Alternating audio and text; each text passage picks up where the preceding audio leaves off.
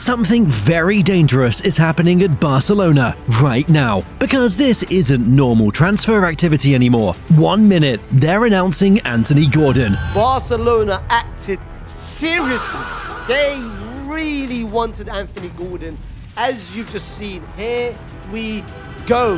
The next minute, reports explode that Julián Álvarez wants Barcelona, and Deco is preparing a massive bid immediately after. He's not staying at the club, he wants to go, he wants to leave, he wants to try a new chapter, and his favorite destination is very clear. No hesitation, no panic, no survival mode. For the first time in years, Barcelona are moving with the confidence of a club that believes they're about to dominate football again. And this is the first time I've been thinking of this. This is the first time I've felt this over the past couple of years. You guys are acting like a serious club fan. And when you actually look at the profiles Hansi Flick is targeting, you realize this might be the most physically terrifying Barcelona team we've seen since MSN. To understand why Gordon and Alvarez matter, you need to understand what Flick walked into and what he built out of it. Before Flick, Barcelona's transfer decisions felt emotional, reactive. The club signed players based on relationships, on reputation, on desperation dressed up as vision. That era gave them Coutinho. It gave them Griezmann round one. It gave them years of Champions League embarrassment dressed up in beautiful football. Barcelona, whenever they spent money, go look at their top 10 highest signings. Majority of them are flops, right? I thought when they signed Coutinho, he was going to cook. Flop. I thought when they signed Dembele, he was going to cook. Flop, right? Griezmann. Too much injuries. I thought he was going to cook too. The identity was still tiki-taka in name, but the execution had become slow, predictable, and easy to sit in against. Flick changed the identity at the root, not just tactically, but in terms of what the players believed they could do. The right way, I think his teams are set up to be exciting. His teams are set up with an element of freedom that he's given to the players. They've obviously got roles that they've got to stick to and structures which the team are built around. But generally, he lets the flair players play.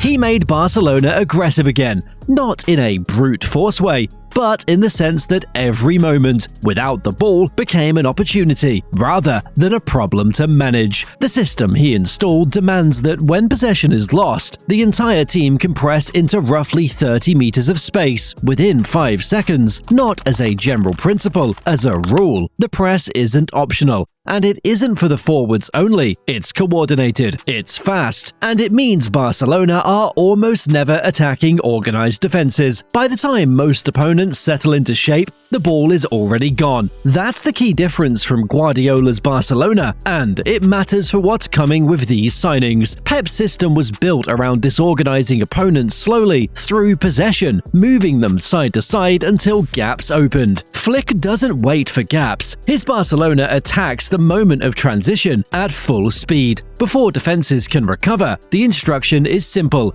If there's space, attack it immediately. Again, as a neutral to this game or a neutral to watching Barcelona, I love what they do. I love the risk they take. It's fun for me to watch. If I was a Barcelona fan, I'd probably, it would drive you crazy every single week. But again, I'm a neutral. I just want to see teams go on attack and have fun. And man, he's really entertained the footballing world with the way this team plays. That means fewer sideways passes in midfield, more diagonal runs behind the line, and forwards who can cover ground at sprint pace, while also doing defensive work off the ball. What Flick produced in his first 2 seasons backs this up. The domestic treble, 174 goals across all competitions, 16 goals in 4 Clásicos, up to 692 shots in a single domestic season, the highest attacking output across Europe's top leagues, and 16 different players scored in La Liga, which tells you this wasn't a one-man show or a two-man show. The system created chances for everyone. His system makes all these guys shine. Yeah. And especially if you play into their hands. But in a way, whether you try to defend a bit like Real Madrid on Sunday night, whether you try to attack like Inter Milan, let's say, in the Champions League semi-final of last season, it's tricky to beat them. More relevant to this summer, look at what Flick did with the players he inherited or signed cheaply. Rashford arrived at Barcelona, written off at Manchester United, and he contributed 28 goal involvements across all competitions. Joan Garcia walked into one of the most scrutinized goalkeeper positions in world football in his debut season and won La Liga's Best Debut award. Dani Olmo, Raphinha, player after player, went from good to consistently excellent under Flick's system. That track record isn't accidental, and it's exactly why, when Flick personally pushed for Gordon and Alvarez, the conversation becomes much more interesting than the transfer fees suggest. They have to win using the youth. They have to win bravely, and Hansi Flick has done all of that.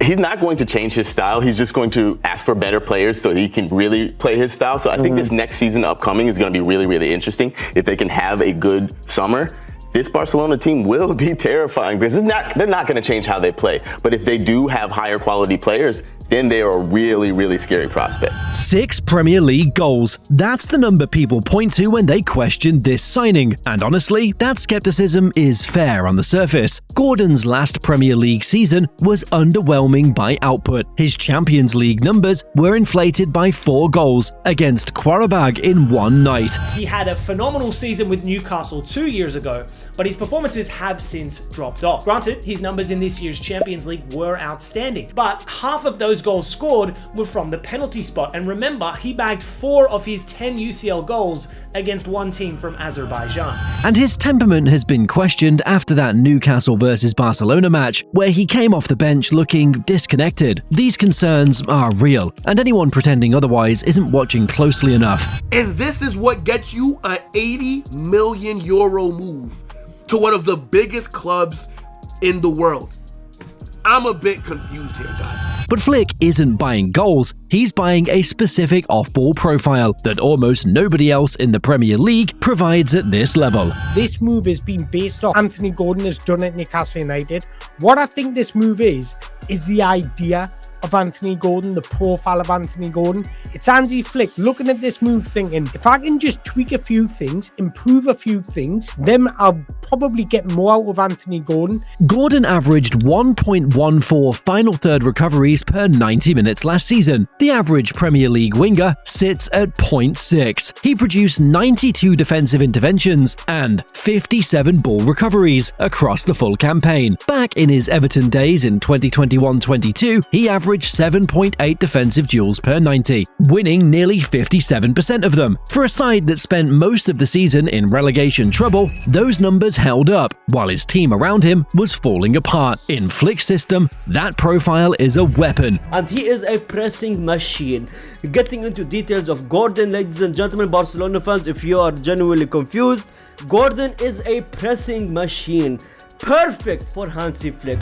Gordon on the left forces every backline into a decision they can't solve cleanly. Track his run in behind and leave space for Yamal to isolate one-on-one on the right, or hold your shape for Yamal and let Gordon attack open grass at 37 kilometers per hour. You genuinely can't do both. Add his versatility, left wing, false 9, right wing rotation, what Deco reportedly called a 3-in-1 solution, and one signing covers multiple structural problems without requiring 3 separate expensive ones. Now, in terms of the profile, he's younger than Rashford. We know Hansi Flick loves athletic players, and Gordon certainly is that. He's absolutely rapid, his work rate is top, and he also has the versatility to operate as a makeshift 9 or even on the right. Flick unlocked Gnabry at Bayern. He rebuilt Raphinha's output at Barcelona, from good to elite. The pattern is consistent enough that calling the Gordon move a gamble misses the point. I don't envision a player like Gordon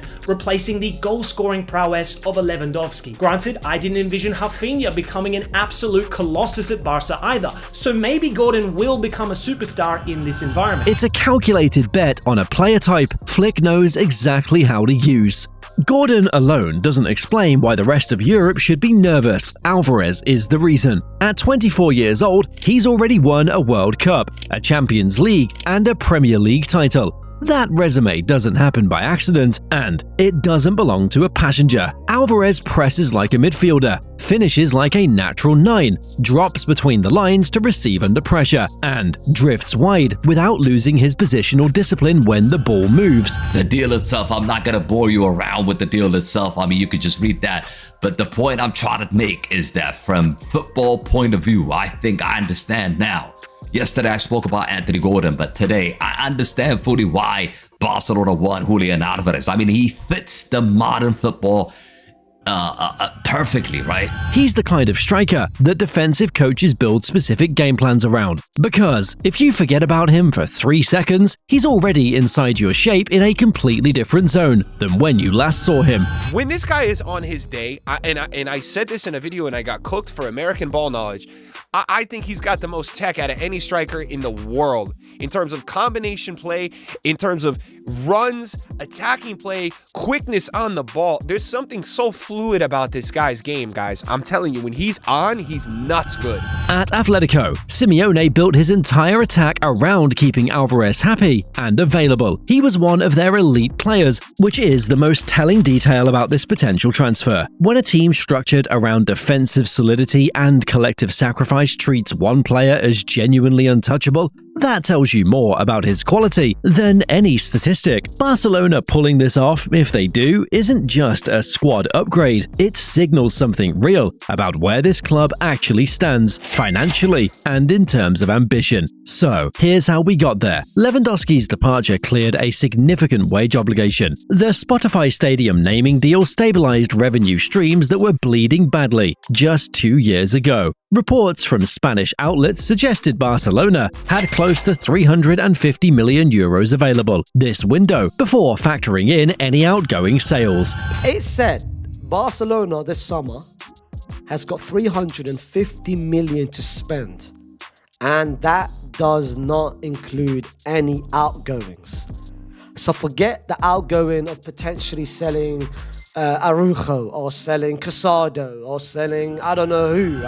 Deco accelerated both the Gordon and Alvarez moves before the World Cup because he understands something basic. A strong tournament for Alvarez means his price jumps from around 100 million to something much harder to justify. You move now or you pay more later. You guys are doing this back-to-back days. You understand that potentially if Julian has got an elite World Cup, if he's got a sensational World Cup coming up, his budget might go from 100 to 150. You understand the complications, you understand that it could potentially happen, and that's why you want to pull the trigger as early as now. That's a serious institution like. Now, picture the front line that becomes possible. Yamal on the right, isolating defenders in space the way only he can, creating the kind of moments that make fullbacks look like they're playing a different sport. Alvarez centrally, pressing from the front, linking play between the lines, and finishing inside the box when the ball arrives. Gordon and Raphinha rotating on the left, attacking depth, dragging shape out of position, covering ground defensively when possession turns over. And if you're putting Julián Álvarez paired with already the best right winger in football, and potentially, because Vinny's not playing well, the best left winger in football, what do you have? You have the best attack in football.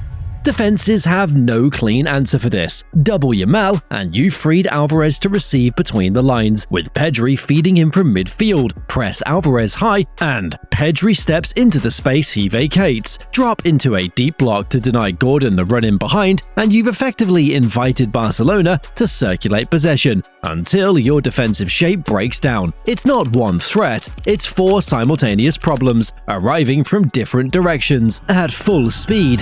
Gordon, Alvarez, oh my God, Raphinha, Yamal. I mean, you know, what's going to happen in that combo to front four? I don't know, but dude, can you imagine Lamine Yamal cutting inside on a diagonal and playing that diagonal pass to Alvarez making a perfect run? Oh my goodness, man. Barcelona already produced 692 shots in a single domestic season, with a squad that didn't include any of these new additions. 16 different players scored in La Liga. The baseline was already one of the most aggressive attacking outputs in European football. Adding Alvarez as the focal point of this press and attack structure isn't incremental improvement, it's a different tier. The honest part of this, though, is that gaps still exist. The defensive line needs a reliable centre-back who can handle Champions League knockout football without the margin for error disappearing. I do think, Tone, that they need to pair somebody with experience alongside Kouarsi. Yeah. Someone that has leadership in the back line, someone that can defend with space behind their back. I thought they had something extraordinary going with Íñigo Martínez and Kouarsi. Perfect complement to the youth of Kouarsi.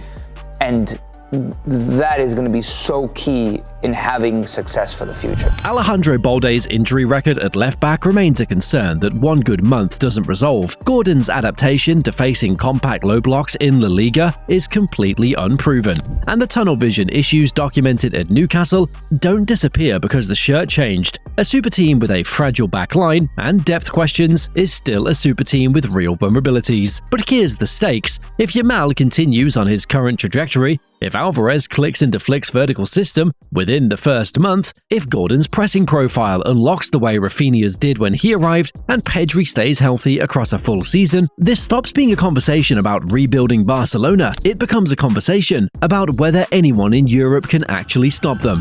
If Julian Álvarez lands Barcelona, Real Madrid don't gotta get ready.